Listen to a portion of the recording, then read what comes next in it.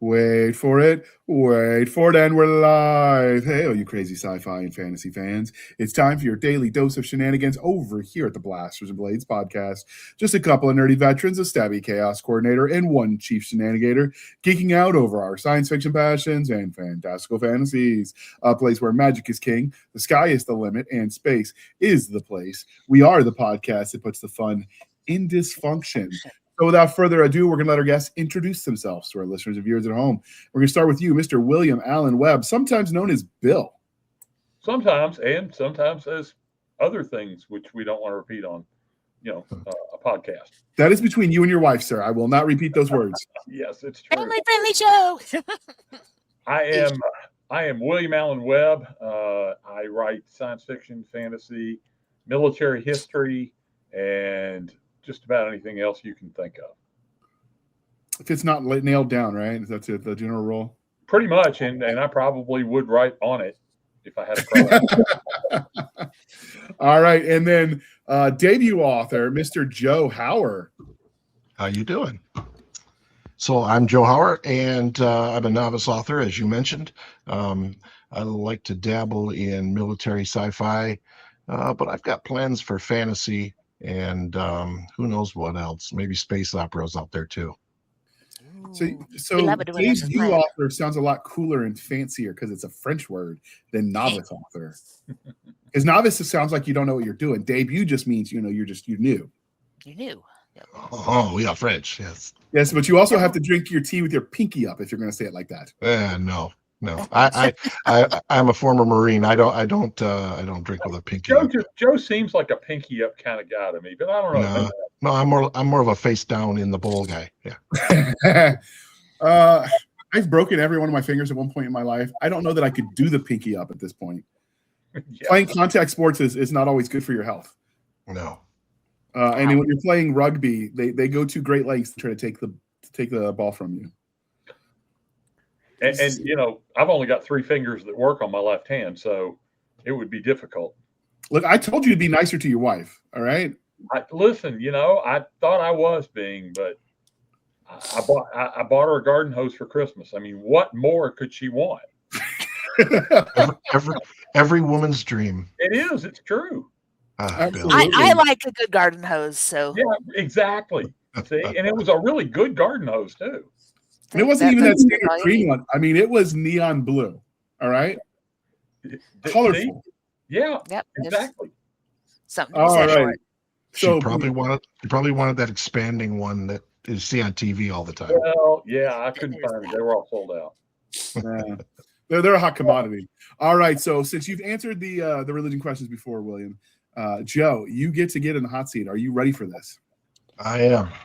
All right. Star Wars, Star Trek, or Firefly? Star Trek all the way. What is it about Star Trek that speaks to you? Well, when I was a kid, it was the original series, right? Not the newer stuff. Although some of it's good, some of it's, but some of it's good. I think that it was pushing into cultural relevance in prime time on TV, and it was pushing that the envelope for so many things that were culturally issues at the time, and it was the Star Trek, the whole concept of boldly going. It's just doing something that no one else has done before. One of the complaints people have about modern Star Trek is it's preachy. It has a message fiction. And I think anyone who says that doesn't know Star Trek. It's always had a message. The difference is they're not as subtle as they used to be. Right. It used to be they were subtle about it. And it was generally speaking a wholesome image. Just, treat people as they are, be kind. Right. I don't watch enough of the newer stuff to say what the message is. What I can say based on listening to feedback of consumers is it's not subtle anymore. And that's where you lose people. It's when it's too in your face. Yeah, I think what's happened is in the original series, it was adventure first, and then all the other stuff second, and they've swapped those two positions now. So yeah, and let's, I have to throw in, and I don't mean to divert things, but let's also take the fact that the original series had some of the greatest writers in science fiction. I don't know who the writers for the original one were. I'm assuming Gene Roddenberry. Well, Harlan Ellison did 3 episodes. Mm-hmm. Okay. And Harlan Ellison's probably the greatest sci-fi short story writer in history. He did City on the Edge of Forever. Mm-hmm. Which is amazing. It is. And DC Fontana was involved, and they had a list, and Roddenberry was doing a lot, but they had a list of really, really good science fiction short story writers and stuff that came in and did screenplays for them. And you got great lines like, green-blooded hobgoblin, which nobody would let us say anymore, even though it's just a great line. It is. It's true. By the way. No, we used to as kids, we used to play Star Trek, everybody did something. And Yeah. I mean, we would sit at the bridge was our bedroom, and we would sit, I had a chair that was the bridge chair because of course I was Captain Kirk, right?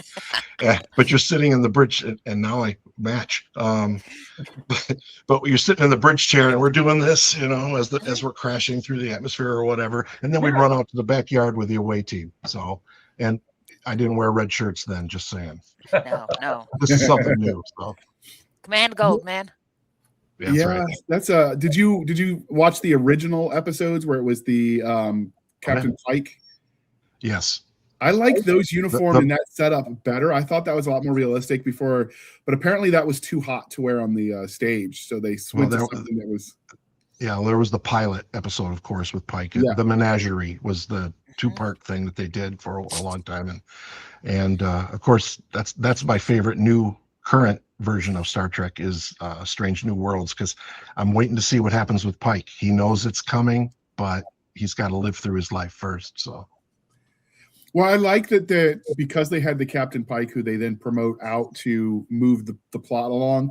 They didn't just forget he existed. They brought him back later as an admiral, which I thought was a nice touch. I will say that's one of the things, if you're going to write in someone else's universe or play in an existing universe, you have to like the playground you're playing in, and you have to honor what came before you. And when you don't, that's when you lose the consumers. Absolutely. Well, that's when you get Rings of Power. Oh. But even plot aside, my problem with Rings of Power is after Steve Jackson's Lord of the Rings, the costuming on anything after that doesn't live up to that, when the tech is better to make it better, quicker, cheaper, it just looks janky. Yeah. Like Rings of Power to me looked like a high school stage production. And they had clothing that was supposed to be armor as opposed to armor that was supposed to be armor. Yeah. Well, and worse than that, when they didn't have the budget to use for extra, so they did AI like move it, but they didn't have the guys change, so you could play like Where's Waldo if you paused it. Specifically, the little riot scene they had on that island. If you pause that screen, you could see the same guy 12 times, and it wasn't even. I couldn't get past about halfway through the second episode, and I was just. Okay. I really wanted to like it. I gave it a shot. I finally gave up before there were like 2 episodes left in the season 1, and I didn't go back. But we want to be positive. So instead, because we're polytheistic here at the Blasters and Blades podcast, we're talking about awesomeness tonight. Absolutely. Game of Thrones, The Wheel of Time, and Chronicles of Narnia. Game of Thrones all the way. So do you like the grimdark? Is that why you like Game of Thrones? I just really like the whole thing. I just wish he'd finish it. I'd like to see the real ending. I loved the TV version of it, of course, the adaptation. But I think like most Game of Thrones fans, that last season left us all wanting. So see, go ahead. Game of Thrones did give us one thing. A lot of times people that are coffee addicts like I am think, man, I'd like to go to the Strange New World, but do they have coffee? We know now, based on the TV show, that it is canon. There's Starbucks, there's Starbies in Westeros. So it's going to be right up there with Han Shot first, because, at some point in time, they're going to release the DVDs and it's going to be edited out. Just like the bottled water that made it in one of the scenes in the background. Yeah. No, I used to live in Seattle, and coffee shops everywhere. You'd love it there. But one day out at lunch, I almost got hit by a guy in a car, and I swear it looked just like George R.R. Martin, which had to be a miracle because that guy kills everyone. So, Okay. So I'll tell you what. How would you like to have the Starbucks franchise on the wall? I mean, come on. You know, or you could go old school, and I don't know if these were around when you were in, Joe, because you were a Marine. We talked about that a little in the pre-show, but the green bean coffee. Don't remember that one. So that's the company that exists and was contracted for the war in Iraq and Afghanistan. So it was with the AV services, and so some of my best cups of coffee were theirs after hairy incidents overseas. I'll have to ask my son about it. He was there then, so yeah, I don't know how much of the flavor of that was the company, the fact that you were just grateful to be alive, and how much of it was the actual quality of the coffee. So I'm almost afraid to try it again because I don't know if it'll live up to my imagination or my memories. Yeah, it's one of those things. I don't know. So one of the crying shames of adulthood is we stop asking each other the important questions. So thanks to the generosity of our sponsors, we are bringing that back. And I'm going to ask you, sir, what is your favorite dinosaur? Oh, T-Rex, all the way. He's just, he's like he was like the prehistoric version of a honey badger. Just don't care. Oh, your lunch. The little arms don't bug you? He was a violin player. Arms, big teeth. Clearly, he was a violin player. So, all right, you were going to say something, Bill? I was going to ask him. Is it Tyrannosaurus Rex or is it Nanotyrannosaur? Because that's a new species. I haven't heard of that one. Kept up with it enough. Now I'm going to have to dig into that. I do know that we have discovered new ones since then, but I haven't followed the archaeology. A couple of years ago, they had this show on called Hunting Dinosaurs, which I really enjoyed. And they found a complete skeleton of a tyrannosaur, but it was considered a baby tyrannosaur. This has apparently been a big argument for many, many years within the community. And they called a specialist out, and he goes, "This is a different species. This is not a baby Tyrannosaurus Rex." But the big community argued with it and all that. Well, about a month ago, they came out and said, "Yeah, it's a new species." So there's a new one that's the size of a baby Tyrannosaurus Rex, but they call it a Nanotyrannosaur. The one that I haven't followed up on, but I meant to, is a couple of years ago, they announced they found human footprints that existed before they said humans should have been walking upright. And I say humans loosely, just, hominids. Sure. And of course, that led to all the time travel jokes that were floating around for a while because, reasons. But I want to follow up and see what they ever found with that. That's the one I want to look at. And I've been following some of what they've been finding in the Arianas Trench. They've been finding new species that they think if they can learn how some of those species do things, it could be applicable to the space race. Yes, because, the pressure at those depths is amazing. Yeah. Just that things can live down there all together. It's like, okay, that's cool. Adaptation, man. Yeah.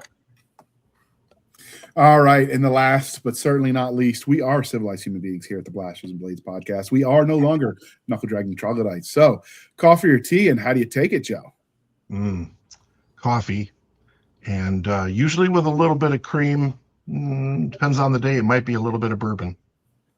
Okay. What about you, Joe? Do you drink it differently when it's January and cold? No, always hot. All right. And what about you, William? It's interesting. I grew up drinking tea because my grandfather came from England, but I'm a coffee guy. Now, I will have a cup of tea occasionally in the afternoon, but no, coffee, nothing in it. Why spoil the taste? If I want to drink cream, I'll drink cream. Reasonable. Since this is a veteran-owned shindig, plus Jana, because she gets proxy points because I've heard stories from her dad. I'm adjacent. So she's like veteran adjacent. But I know you served in the Marine Corps, Joe. So we ask all of the veterans that come on the show that then turn their skills inward to the pin. They trade their rifles for pins. Do you think your time in the Marine Corps affects the way you tell stories?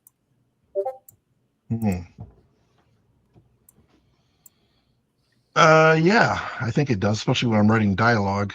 I just recently turned in a draft of a short story to Bill, and there's some colorful language in there that I'm not sure I want my mother to read. But Okay. that definitely came from my time in the service. The funny thing is sometimes you can put stuff from your service in that like actual experiences, and I've had Sure. editors be like, nobody's going to believe that. That's not true. You got to tone it down. And I'm like, what are you talking about? That was Jim. I know him. This happened here on this date. Here's the incident statement. And so sometimes when you're dealing with military stuff, it's like, do I write the way people think it is because they've seen too many Hollywood movies and they'll go with it? Or do you write the absolute truth and know they're going to tell you you're wrong? Yeah. I get it. Yeah, and really, if I can throw in there, that really comes down to knowing your audience. Sure. Well, the funny thing is people don't always know what they don't know. So Doc Spears is a friend of the show. He's a former Green Beret guy who now writes speculative fiction, mostly in the Galaxy's Edge universe. And he was a legitimate operator for many, many years. He still works adjacently as a civilian. I have seen reviews of his books where like, this guy never operated. He doesn't know what he's talking about. And I'm like, dude's a plank owner at the freaking sniper school. What are you talking about? But it's just because people see Hollywood, they think it's real. I saw, I'm trying to remember who it was. Another friend of mine who I was exactly the same way. You would know him. I just can't remember who it was. Might have been Kevin Steverson. Anyway, he wrote something, and one of the reviews was, this person clearly was never in the service. And it was really not nice about it. It was like, he's pretending to be this, that, and the other, and going, yeah, okay, well, he's, he was an E7, so retired. He probably would not like you saying that, so don't ever say it to his face. Not, he wouldn't do anything, but still, it's amazing what happens out there these days. Yeah. Well, and funny the extremes you get, because you get the ones that say, oh, they've obviously never served and blah, blah, blah with people who have.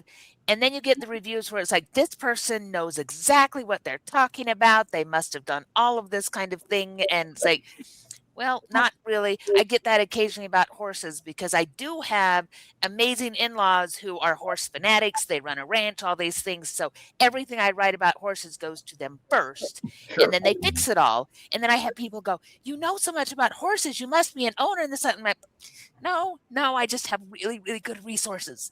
But it's funny like, what people expect.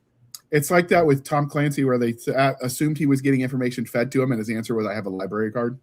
Uh-huh. Yep. So, yeah. So getting back to your question just a little bit, because the wheels have been turning while I've been listening to you. Yeah, I definitely think that so far, when I think about what I've written so far, it's mostly from the point of view of, like, say, the NCO level, because that's what I experienced, and that's where the real work gets done. Let's face it.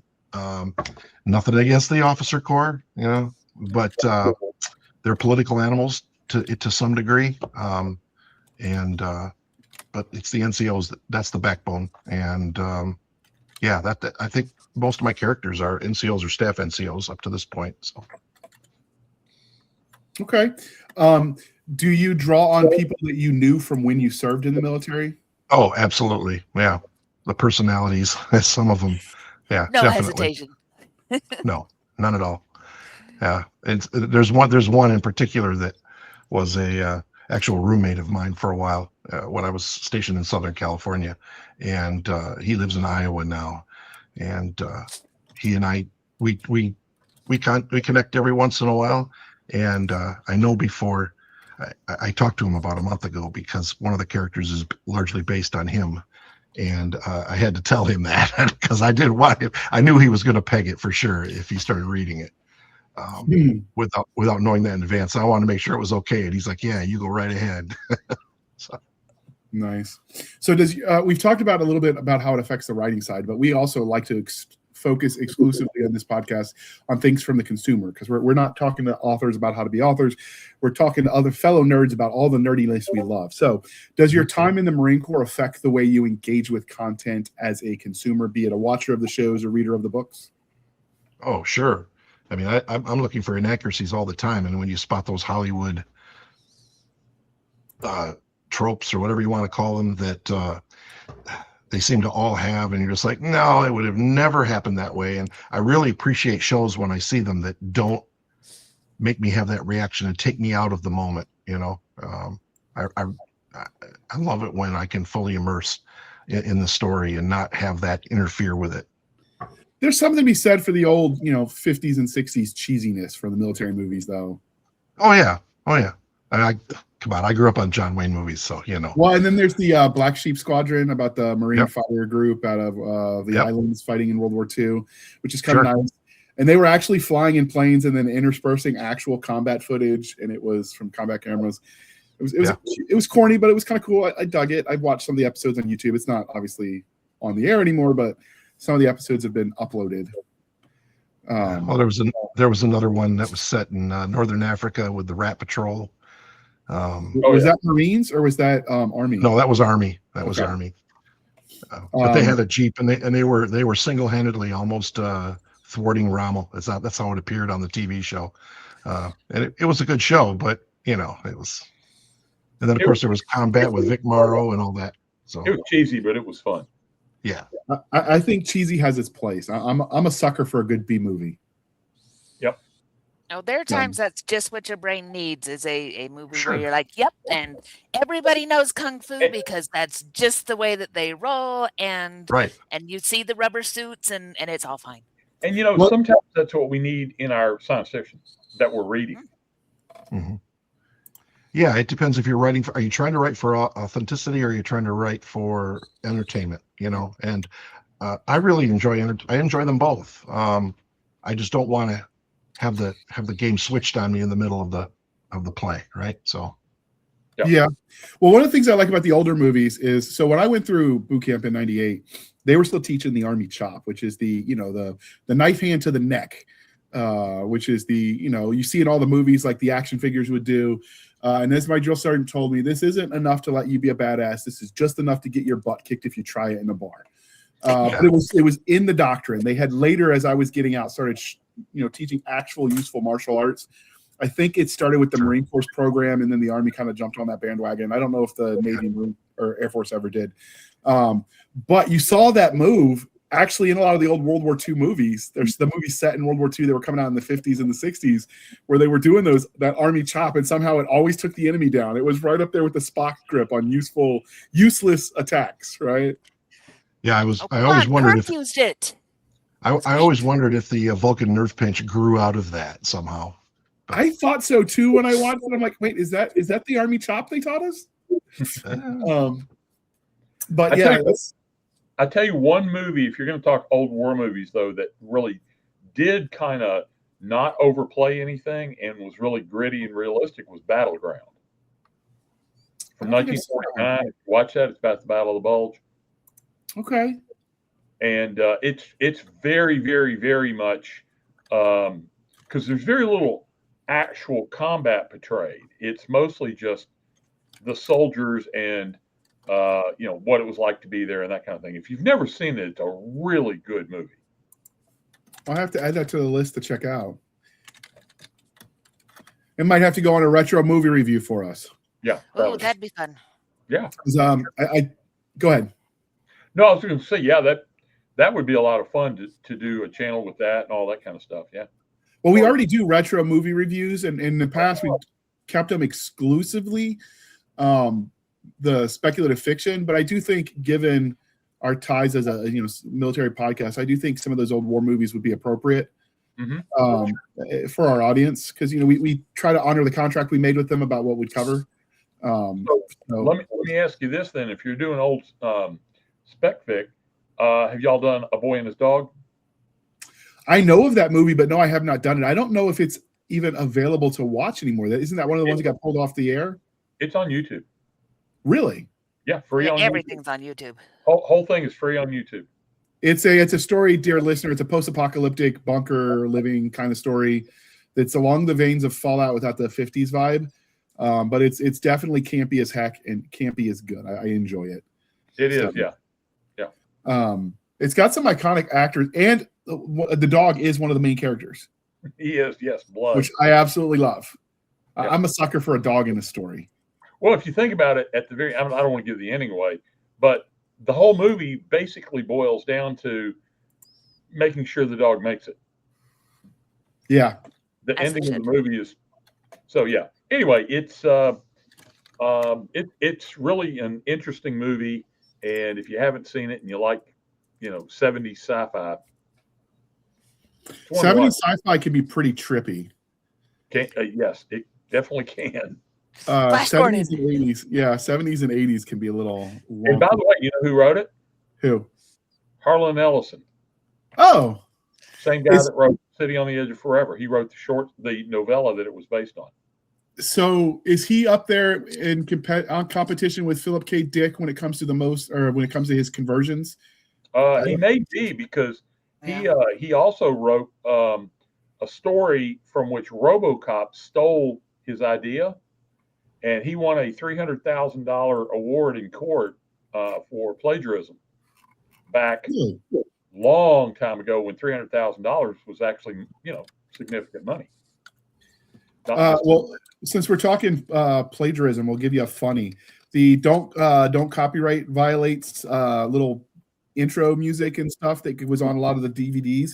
The contract for that was one-time use only at the film festival, and then they just kept using it on all the movies. So the guy that wrote the Don't Pirate thing had his Don't Pirate video pirated by the movie theaters that don't want you to pirate their movies, and he ended up suing them and winning when he found out it was still being used. Just the meta irony of that one is so rich that you just kind of have to laugh. Great. That's awesome. Okay. So Joe, how did you get into, because obviously you don't wake up one day not liking books, not liking to read and saying I want to be an author. So how did you go from being a consumer of all the cool things to writing your first novel with William? Oh, geez, that's a good question. I had always toyed with writing. I after I first graduated from college, I worked as a technical writer for a while. Whole different animal, obviously. Part of it stems from my even nerdier days as a dungeon master, making up stories on the fly, kind of thing. So just writing ideas down, and I don't really know why. One day I actually did wake up, and I was reading a series of books by an author that happens to wear a hat other than myself, and he's sitting right over here. That just kind of spoke to me a little bit, and I thought, I've got a story. A story popped into my mind that could work in that universe, kind of thing. So I committed the unforgivable sin and started writing a story in someone else's universe without asking for permission. And but along the way, I tracked down Bill through the internet using my ninja-like stalker skills, and we started up a conversation. And to Bill's credit, he was open to that, and we talked. And then he invited me to join his Patreon and his writers group, and that was almost 2 years ago, I think now. And along the way, Bill serves as a mentor for a lot of people, and I just happen to be lucky to be one of them. And not all of them are criminals. No, they're not. But I don't know what that says about me. But no, it just kind of grew from that. This story I got a story. I woke up one day with a story in my head set in Bill's universe that the story would not go away. Usually, you wake up from a dream and you have this idea or something in your mind, and by lunch it's faded away and you've totally forgotten all about it. It was 3 months later, and I'm still thinking about this and running it in my mind, and I just started writing, and that's literally how it started. Okay, that's kind of cool. When you were DMing, when did you get into that? Were you from the beginning of TSR days, or did you find it later? Oh boy, I can't remember the edition that we started playing, but it was when I was in the service was when I started playing on the weekends when you got nothing to do. And except get in trouble. So we decided to play Dungeons and Dragons instead. Mhm. But that was the old Monster Manual edition. They were like 8.5 by 11. The books were, and I recently went to a gaming store and was looking at the current versions, and I was, are you kidding me? It's grown so much, which is incredible for them. But yeah, that was a long time ago. Y'all are also new at this. Well, that would have been like 1979. So whatever version was popular then. I started Thaco playing in days. 76. I won't tell you what I was doing in 76 or 79. Yeah, you shut up. All right. Well, we want to talk about. Oh, go ahead. No. I was just going to say, when I first started playing, it was with the original 3 books. A friend of mine had bought them in Chicago, and they were all 3 signed by Gary Gygax. There you go. Nice. Do you still have those? No. You wish you They did. weren't mine. They were his, and, who knows what he did with them. Hopefully he still has them. I doubt it. All right. Well, we want to talk about the book that brought us here. So we're going to pause for a moment while we shamelessly shill for the man, and then we're going to get right into it. Okay. 100 tons of steel and more firepower than the devil himself. They should be invincible, but armored combat is brutal and mistakes are fatal. Within, mech jockeys and treadheads take on the world one powerful blast at a time, risking it all for duty, fame, and glory. But deep down, they fear a savage contradiction. Armor can be your salvation. It can also be your worst nightmare. Which will hold true? Climb into the commander's hatch and find out. Buy a copy of this amazing anthology today. You deserve answers. All right. Thank you for sticking with us through that horribly. That anthology had some serious authors in it. Yeah. I had a lot of fun. I wrote a ghost tank with James Ward.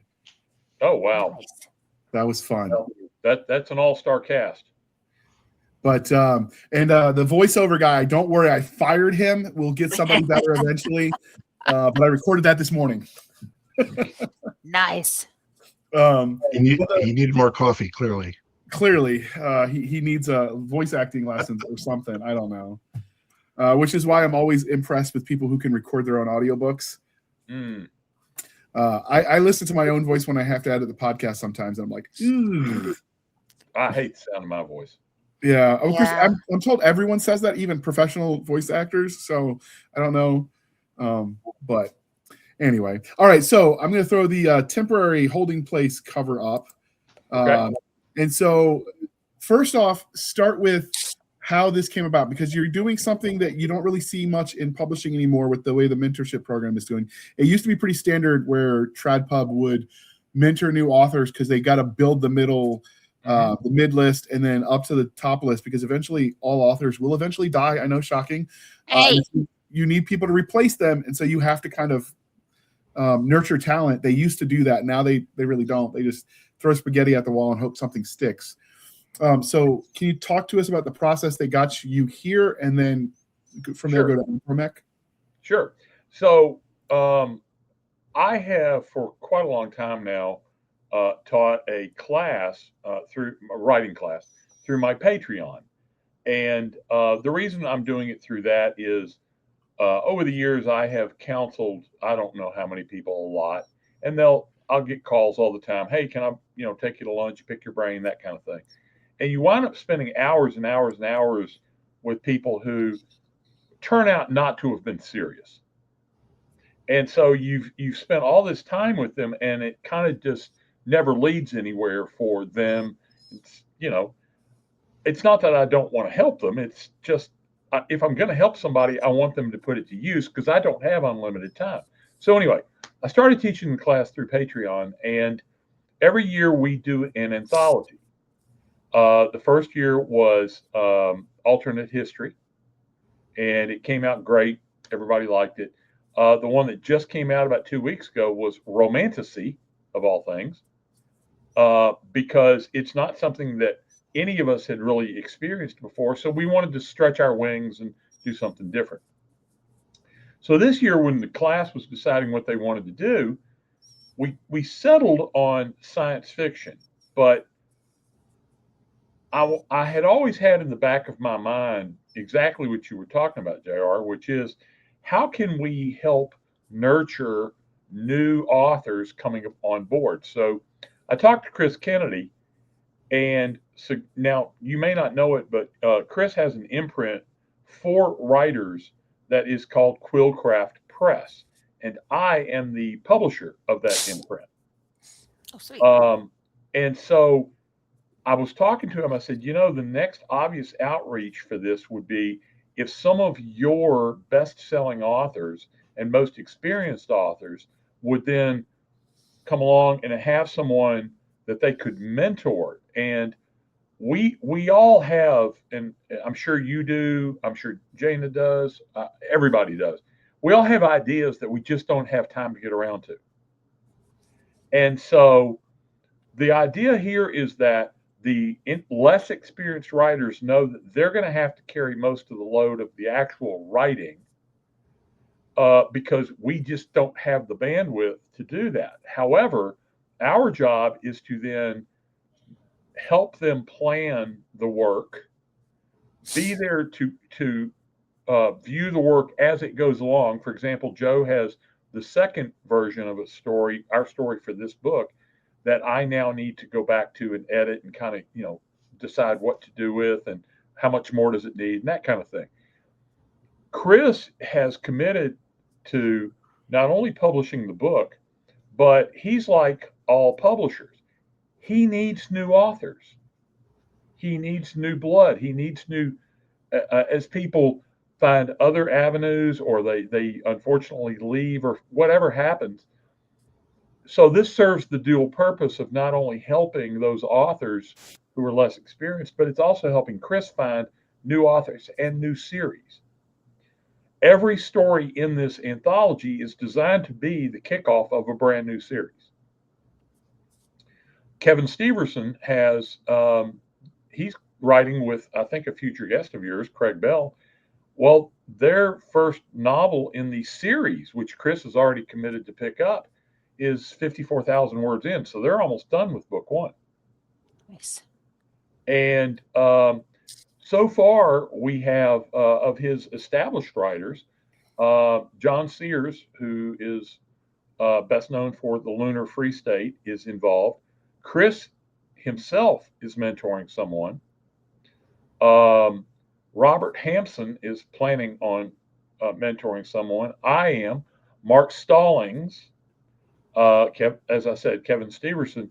I think Michael LaVoice is.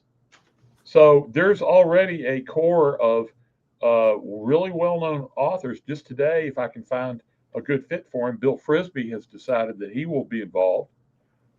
And so the idea here is exactly what you said, is playing that role of, how can we best help a younger writer while also helping bring one of our part of our vision to life, because the forming of the universes and the designing of the series are very much a team effort.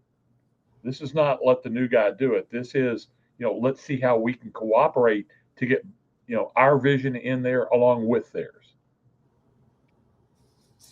So does that mean you'll end up, when you put these together, both names will go on it? Oh, yeah. Not doing the James Patterson thing where they're No. all James Patterson, even though they're not all James No, Patterson? this is 100% a co-authorship, equal footing. Yes. Oh, that's fantastic. That's a huge opportunity.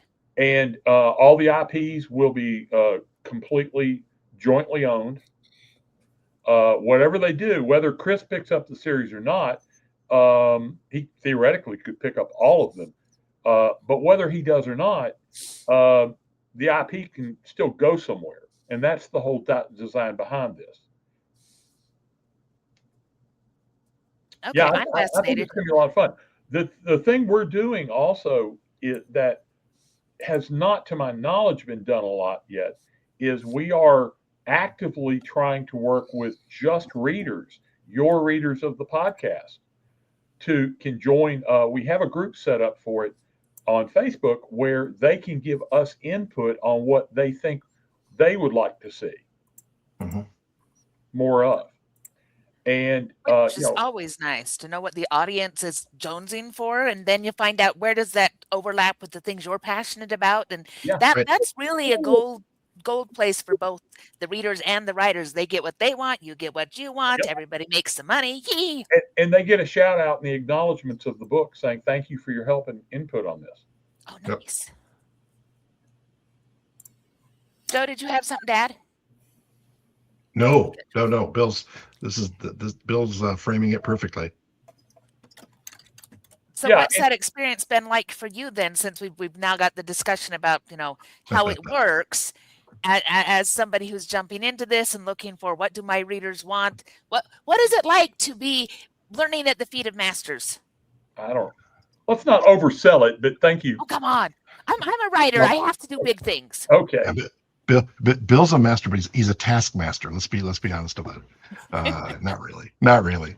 Actually, it's good because I think the thing as a new writer, I think the biggest lack I have for me personally is knowledge of the process. Right, how to go from chapter 1 verse or word 1 to the end, and accomplish that with a time deadline, and the steps of developing the characters and developing the timeline and the arc and all that. I doing it this way gives me immediate access to someone who understands that intimately. And that just, it's helping a lot. I can't state that enough.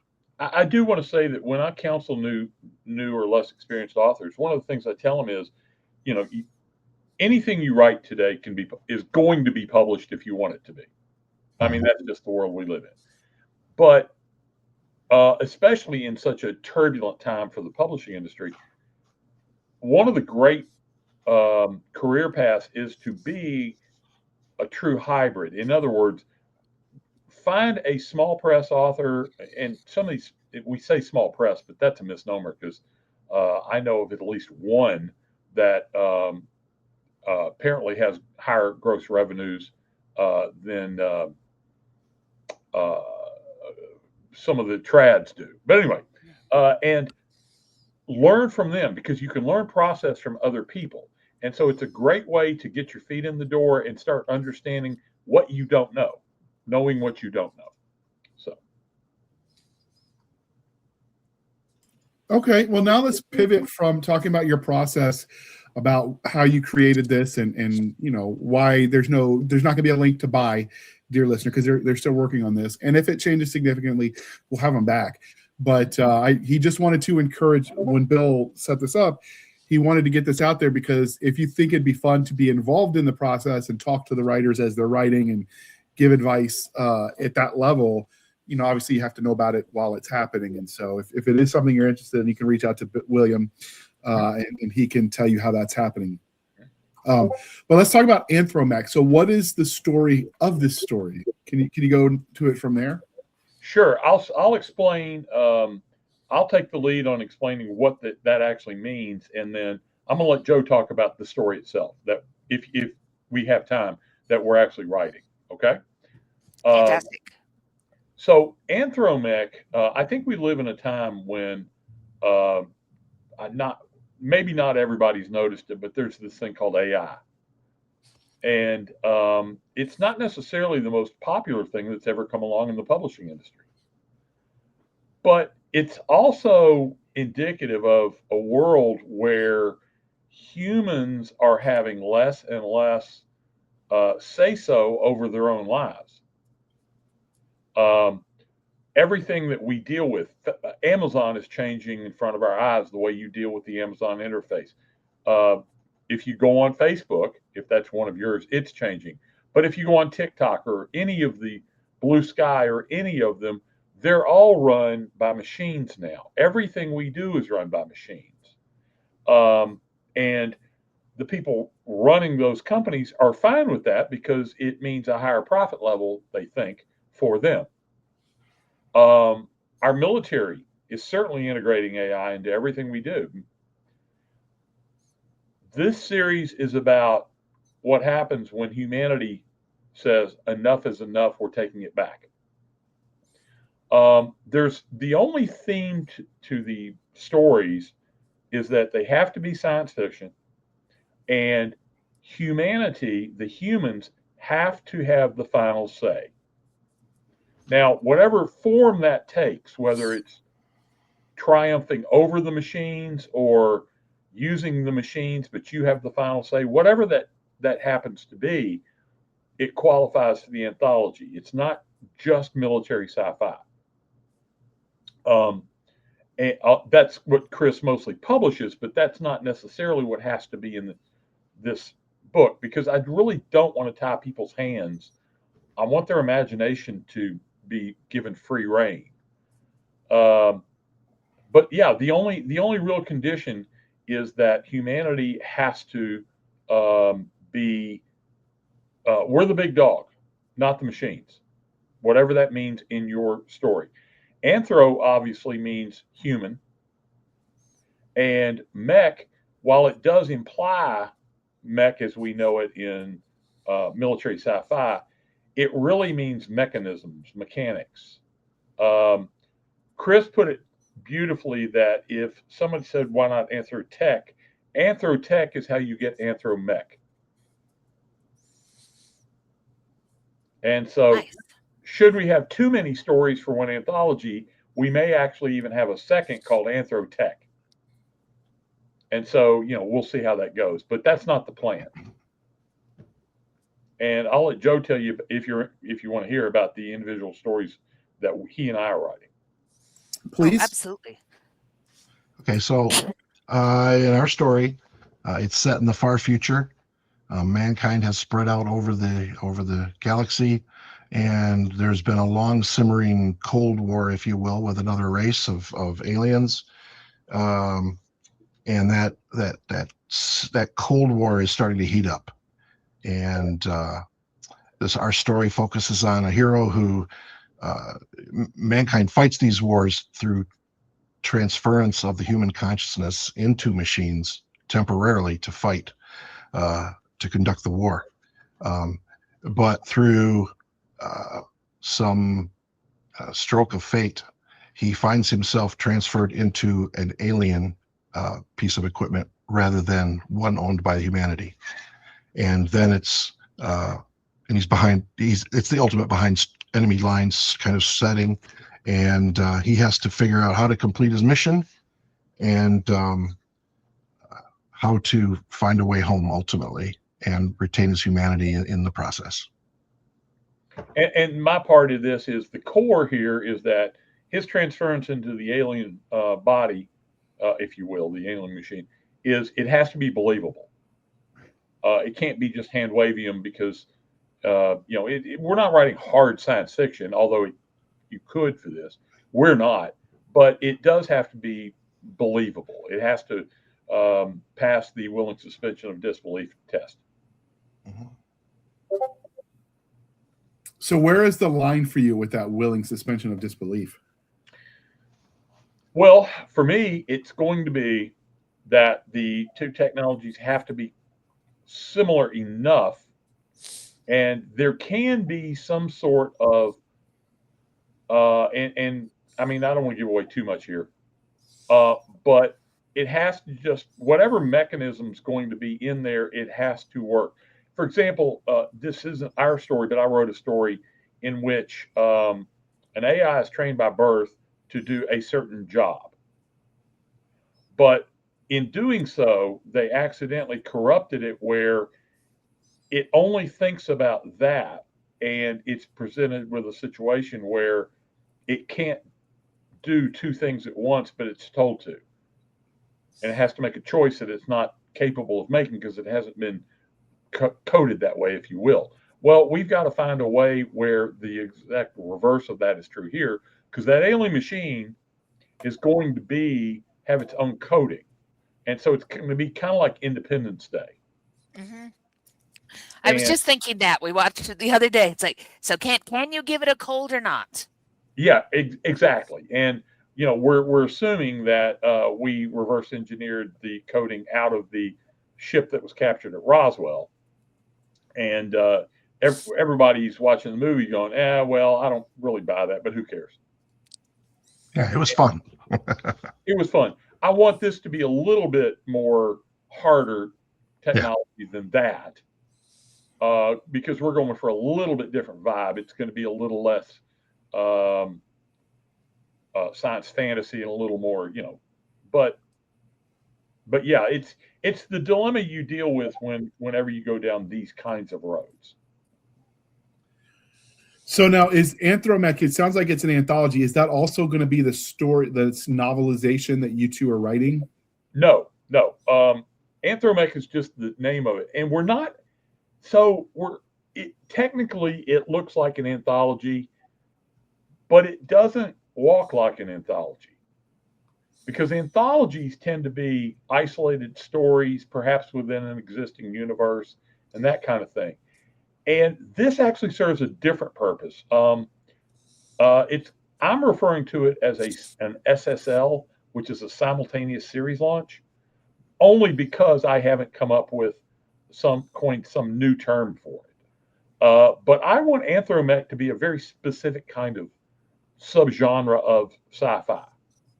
And I'm not sure where that will evolve yet because this is all new. But it's going to be a book where instead of just having isolated stories, maybe it's a one-off short story or something like that. This is going to actually, all of them are going to lead to something more. So if you read it and you go, wow, I like that story, what else you're going to know, well, there's more coming. It's just if it's coming from Chris or not. And that's where the readers are going to have a lot of say, is there's going to be a way in the back of the book to go to Chris's sites and say, hey, I really like this. I would like more of this. Which again, Okay. I don't know how much that's ever been done before. Okay. So what can you tell us about your individual story then, Joe? Well, that's what I described is our individual story. Oh, okay. Yep. So where did the idea for the individual story that you two came up with come from? Joe had the original idea, so I'm going to let him tell you about it. Yeah. So it's just something that it was a weird thought process. I was actually preparing to go on vacation with my lovely wife, and we were looking at vacation rentals, VRBOs, right? And I ran across a similar site. I can't remember what it was called, but it's one where you actually trade your house with someone else. You temporarily go live in each other's house in some location you're desirous of going to vacation. And so the idea of I'm going to go there and live in their house, and they're going to come live in my house somehow in some probably bourbon-induced stupor became I'm going to take my consciousness and put it inside that, and your consciousness could come over here, and that was the beginning of the that's not something new that's been done before. I mean, that's that's sort of like the Matrix. That's sort of like a few other stories out there. Avatar did that too, didn't they? Yeah, Avatar's another great example of that idea. But that's how it all got started. Was I started thinking about that concept, and then I started turning that to, okay, so if I could do that, I was thinking it on a universal scale or a galactic scale, and thinking, all right, what would that? Okay, well, that would change trade. That would change. People could vacation that way. There's all these ideas, and I don't want to give too many away because I don't want to give someone an easy story. but all the possible industries that could spring out of that, and of course, the first industry that always takes advantage of new technologies is the military. So how do you weaponize that came to mind, and that led to where we're at with this story. So yeah, and it's really interesting how your mind works and all that, because I've been wrestling with how to do exactly what I said, which is make it believable for the trend. And as we're sitting here discussing this, I realized how to do it. And no, I'm not going to tell you because you'll have to read the story. But you need to read the next draft, Bill, because I explain it in there, and then you can shoot holes at it for me. See, that's how this process works, though, right? Bill and I go back and forth. And I haven't read the latest version, so yeah, no, you haven't yet. You just got it. So I now have a vision of how it will work, which is great because I will then take that into what you've got And I will probably provide a little backstory to it that's going to give us a lot of backstory for the series. So you just have to be all corporate with it and use words like synergy when you describe the process. Oh, no. You are a terrible, terrible man, JR. Yes. Make it stop. So have you gotten to the point in the story where you started building your characters? Oh, yeah. Oh, yeah. What can you tell us about the characters? I mean, obviously you mentioned, Joe, that you liked writing NCOs. What can you tell us about the characters that we're going to see in your series? Well, the series will expand, obviously, when we get into full novels, right? But for this short story, we're down at a unit level. We're focused on a corporal, E4, and he leads a small group, a fire team, if you will. And there's you've got your typical extremely salty first sergeant, and yeah, that never happens. And you've got the lackadaisical lance corporal, the E3 mafia kind of guy, and and then there's a bunch of supporting people revolving around them, keeping the story moving forward. So, yeah, again, a lot of it's based on people that I knew, and so is it not so much the people that I knew, but the roles that they took. So is the military going to be based off the Marine Corps, which is kind of a standard trope for sci-fi, or are you going to use something different? I have seen one where they used the Navy for the ground forces. They basically took the CB model and used that just to be different, and I thought that worked too. So you don't have to use the Marines. No, I call it the Army, but they're using the Marine Corps rank structure. So okay, what made that decision? Yeah, what was that? What made you decide to go that route? It's just what I'm familiar with. Listen, let's face it, guys. As much as this is going to be a different theme overall, and hopefully in everything, nevertheless, there are just some tropes that people really like. Yeah. And Space Marines, I mean, it's got its own category on Amazon. No. What I was asking was, what made you decide to not call it the Marine Corps since you used Marine Corps structures? Have we even thought of a name for it yet? Well, we know what the government body is called. Yeah, but I'm just calling it that Army. So yeah. Yeah, right. We hadn't even gotten that far with it yet. And one of the reasons is that I don't know about Joe and I haven't worked on this long enough to know each other's workflow yet. Like Kevin Steverson, I could tell you exactly what he's thinking before he thinks it. And he don't tell him that because he doesn't know that. But with Joe, I'm not quite there yet. And so for me, I have to think about something and try it and, go back and forth. And then all of a sudden it just kind of comes to me. Part of the reason that I decided to go with that existing rank structure, if you will, is that most readers have a good idea by rank title where people slot in the hierarchy of that branch of the military, and they also have some predisposed ideas about what a gunnery sergeant does and how he acts, right? So then I can write into that, and my hope is that by using that, the reader will connect more quickly with that character. Now, I can tell you something that Joe doesn't know. Okay. There's lots of that. So well, no, I meant about this series. Okay. Joe doesn't know that this rank structure was not always in place. Okay. See, there you are. Yep. This is in reaction to something that happened earlier in the history.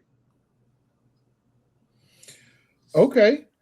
Yeah, I know. And he doesn't know that because I only just thought of it. So, see, this is how this is working. Yeah. Given how you guys have been writing this process, Jana likes to, because she's a mom, she's got a young daughter.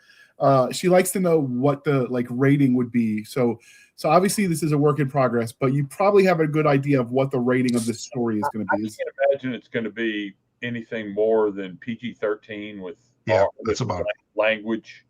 Yeah, exactly. I mean, yeah. I just can't imagine anybody going R with it. I guess they could, but I don't know why they would want to. I don't think I'm ready to write space or spicy sci-fi yet. So Yeah, It is its own particular skill. Oh, it is. Yes, it's definitely a thing. But yeah, we see it when we see all the bestseller tags and everything, and it's all peck. Yeah. We call it peck fic. I like that. Man chest covers and all. Yeah. Okay. Only on various creatures that aren't men, but yeah. Or they're a very well developed musculature, but you just use a filter to make him blue or something. Yeah, exactly. Right. Yeah, Hey, I wrote Space Cowboys. You can have a very well developed man. You can. Yeah, when you say Space Cowboys, I go back to what's that movie about the atomic bomb where the guy rides the bomb to the ground? Dr. Strangelove. Dr. Strangelove. I think Space Cowboys, and I'm thinking that guy riding the bomb all the way down. Yeah. Yep. Away with you, away. No, it wasn't Phil Wills. That was so. Yeah, it was. Anyway, when it comes to the violent side of things, because you're writing intergalactic war, there's going to be violence, obviously. Mm-hmm. What level of in-depthness are you going to give to the experience? Are you is it going to be a lot of the gore? Are you going to sanitize it? Like, where do you think that will be? Because that can get an R rating too, the violence. Right. I don't know how far that's going to go yet. Currently in this story, it's machine on machine. Yeah, I don't think this one's going to be particularly bloody. Based on my previous writings, I can get pretty bloody, but I don't know that this particular story isn't going to go there. Now, whether the series does or not, we'll see. But here's the thing: it's not entirely casualty free, because despite it being machine on machine, there's at least one way, and I'm not going to give it away because it's in the story, of how you could be ended as a person in the experience. So yeah, we're not going to be George R.R. Martin. No, but yet, yeah, that's kind of what we're getting at for our listeners, is that we do have. I mean, yes, JR mentions me because I have avid reader younger children, but we get that with our listeners too. So we kind of say, this sounds like it's going to be later teens and up kind of thing. Maybe not so much for our younger YA. I don't know. I got a 12-year-old granddaughter and a 13 and actually 14 and 16 anyway. And I can't imagine this would bother them. I mean, maybe when I was 12, I would have loved it, but I don't think it's going to be that, because let's face it, the world we live in, they're really exposed to a lot of this stuff. But maybe 14, let's say 14 and up. How's that? Okay. Perfect. Going back to our earlier discussion about Game of Thrones, the first character, that we all became attached to was Ned Stark, that died, right? Yeah. Mm-hmm. And that hit really hard when that happened. And that's kind of the reaction I'm hoping to get when someone dies. I'm really hoping that it hits hard, rather than just we took 89 casualties and there's 15, wounded in action. No, I don't want it to be just wholesale slaughter. I'd rather have it be give it time for some sort of emotional connection to develop to the character, and then whack them. but it's just a single. It's not, it's not wholesale slaughter. Story, so it right. You can't have too many, because you can't right. You can't build the backstory for that many characters and still have anybody want to read the story, because it would be too slow otherwise. Yeah, I think it's going to be. Bill hasn't gotten to that part of the story yet in the latest draft. My hope is that it'll be a gut punch, as much for the character as it is for the reader. So yeah. Oh, you keep talking like that, and Bill's going to tell us we need to end the podcast right now so that he can go off and go do some reading. No. I hope he will. I hope he does. So is there anything else? Because obviously we don't want spoilers, and you guys, it's still a work in progress. I just thought the process was a little interesting. Is there anything else about your story that you think we should know before we bring this to a close? The only thing I'm going to tell you is that I have only written one true science fiction novel so far. Now, I've got over 100 titles out, but The only one I've written was in the Four Horsemen universe. However, I have about 40 of them up here. And so I've got an awful lot of ideas that I haven't brought to anything yet. That this is the first series that I'm going to be writing with Joe.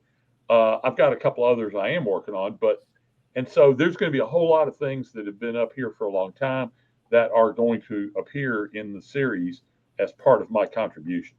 And Joe, this being his first, he's going to have a lot. So there's probably going to be a lot of classic stuff in here that he and I both love, but there's probably also going to be a lot of new stuff that we've been wanting to do for a long time and just haven't ever done. Right. Okay. I think that's some of the best stuff that gets the readers going, where they're like, it's the familiar but different. Mm-hmm. Exactly. Yep. Yes. Yeah, I want them to feel comfortable with it, but at the same time, I want them to just be totally to sit back at some point in the middle of the book and just, what is going on? That kind of reaction. That's what I'm hoping for. And when if the machines lose or the machines are, put in their place or any of that, I want them to go, yeah. I wish we could do that in real life. Yeah.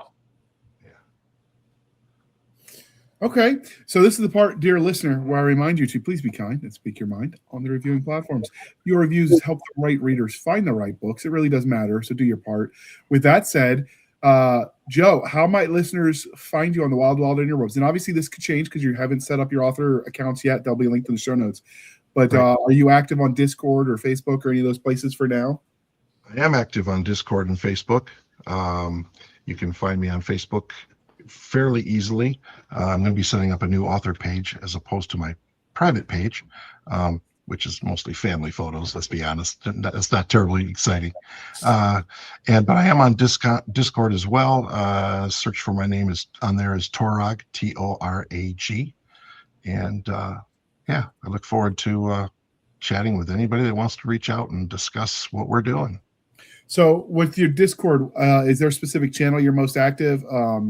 Does this project have its own channol? Discord channel? It does not, and it's interesting you say that because I am going to try and set it up. Yeah, that's a great idea, actually. Yeah, I hadn't even thought about it until you said it, and then I'm like, why don't I have a channel? I'm sorry, I didn't mean to add more work. All right.